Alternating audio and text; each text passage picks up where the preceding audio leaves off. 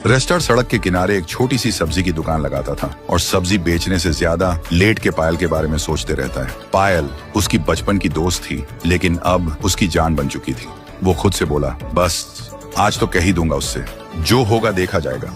शाम को दोनों समुंदर के किनारे घूमने गए। ठंडी हवा चल रही थी, लेकिन रेस्टार के दिल में तो तूफान था। उसने आंखों में आंखें डाल के कहा, पायल, शायद पहले कभी प्यार नहीं बोला, लेकिन मैं तुझ में अपना फ्यूचर देख चुका हूँ। पायल मुस्कुराई और बोली, तो फिर लेट किस बात की?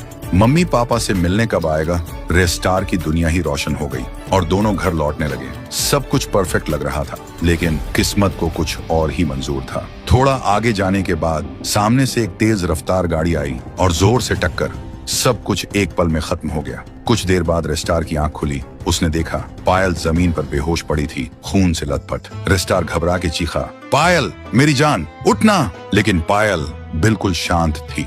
वो उसे हॉस्पिटल ले आया। चेकअप के बाद डॉक्टर ने कहा, पायल के दोनों पैर काटने पड़ेंगे और वो कभी चल नहीं पाएगी। सुन के रेस्टार का दिल टूट जाता है। तभी पीछे से किसी के हंसने की आवाज आई। वो घूम के बोला, कौन है? क्यों हंस रहा है तू? लेकिन उस आदमी ने बस एक क्रीपी स्माइल दी और गाड़ी लेके वहां से निकल गया। रेस्टार तुरंत उसके पीछे भागा, लेकिन वो आदमी गायब हो चुका था। रेस्टार ने आसपास सब चेक किया। फिर एक पुराने घर के पीछे से वही हंसने की आवाज आई। वो चुपके से गया और जो देखा उसका होश उड़ गया। सामने था व्हाइट 444, एक साइको बिजनेसमैन जिसकी जिंदगी सिर्फ पैसा, पावर और कंट्रोल के आसपास घूमती थी। और अब उसका नया ऑब्सेशन था रेस्टार और पायल। रेस्टार समझ गया था पायल के एक्सीडेंट के पीछे व्हाइट 444 ही था, लेकिन जैसे ही वो आगे बढ़ा, पीछे से किसी ने उसके सिर पर जोर से वार किया।